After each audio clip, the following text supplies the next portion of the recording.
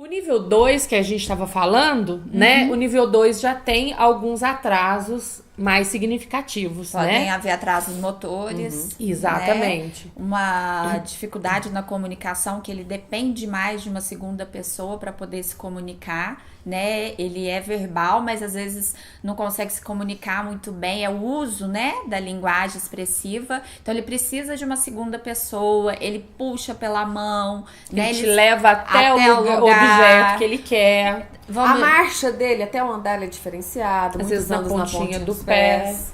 Então, as crianças que chegam pra gente, a gente faz, né, fecha o diagnóstico. Por exemplo, ela foi diagnosticada no nível 2. Com a intervenção precoce, o tratamento, o apoio da família, essa criança pode chegar no nível 1, né? Ela não vai, creio que ela não vai sair do espectro, né? Hoje tem estudos, mas ainda não dá certo. Sim. Mas ela pode cair pro nível 1, né? Ter uma comunicação mais social, participar mais de eventos, né? Controlar melhor as crises, Sim. né? Nós já tivemos, assim, igual pegando esse gancho, Lê, um caso, assim, exatamente desse. Nós fechamos o diagnóstico, era um TEA e, assim, era TEA nível 2, que era muito complicado o caso. Foi encaminhado pela pediatra, que logo observou e já encaminhou. Começamos com o tratamento ali. Em 1 ano, ele deu um avanço tão extraordinário, né? Verbal, tudo. E foi tão importante que com 1 ano e meio, nós damos alta para ele. Demos alta, e aí o que aconteceu?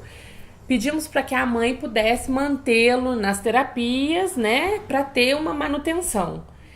E assim, quando a gente viu como a criança chegou e como ela saiu, meu filho tá curado. E aí o que aconteceu? Não levou-se essa criança para fazer as psicoterapias que eram necessárias. Essa criança voltou o nível e voltou novamente para trabalhar. Percebendo que trabalhar com essas crianças neurotípicas, nós precisamos dos pais. Então, os pais, eles são os nossos colaboradores. Coterapeutas. Eu acho que ninguém melhor para falar isso do que você, Leandra. Lelê, exatamente. Né? Que Lelê, além de ser um profissional, azul, tem um anjo azul, que é o Pedrão. Ela acompanha todas as terapias do Pedro. Sim. Né? E você, além de mãe, você é coterapeuta. Sim.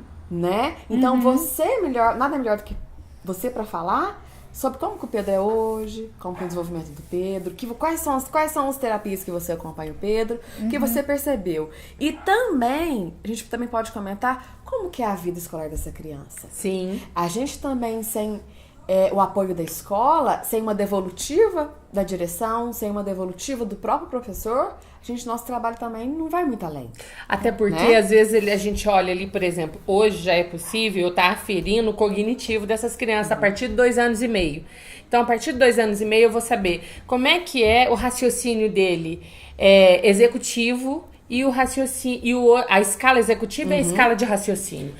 E aí, o que acontece? O QI tá lá em cima, mas na hora de juntar B mais A, não consegue.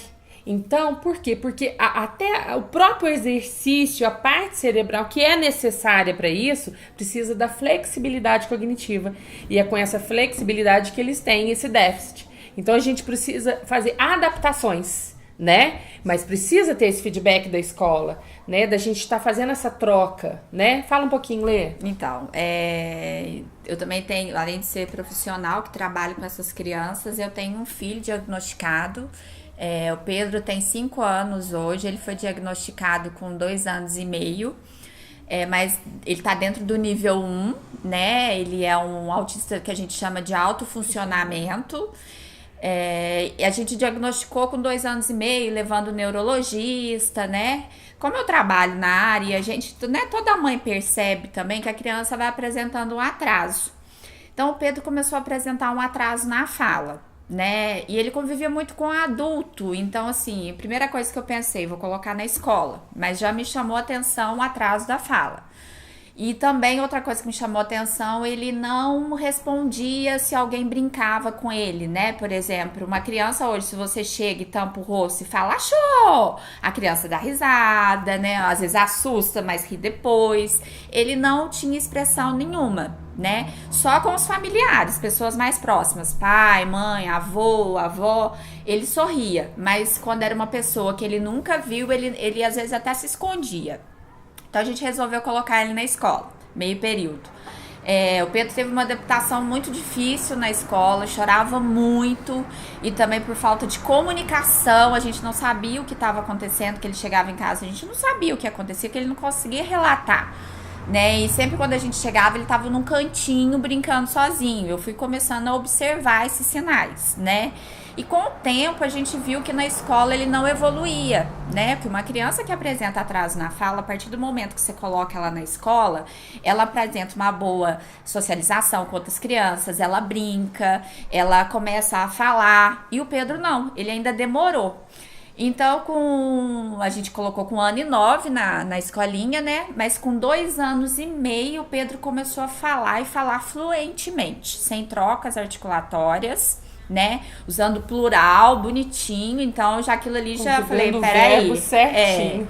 Então, eu falei, não, alguma coisa. Eu já desconfiava do autismo, então foi me chamando mais atenção, né? E antes de desconfiar, saber se não é ou não, tá dentro do espectro, eu acho que a gente tem que pensar o seguinte: é uma criança, ela precisa brincar, ela precisa interagir, a gente tem que ter paciência, orientar. Então, antes de tudo, dentro do espectro ou não, ela é uma criança e ela tem que brincar.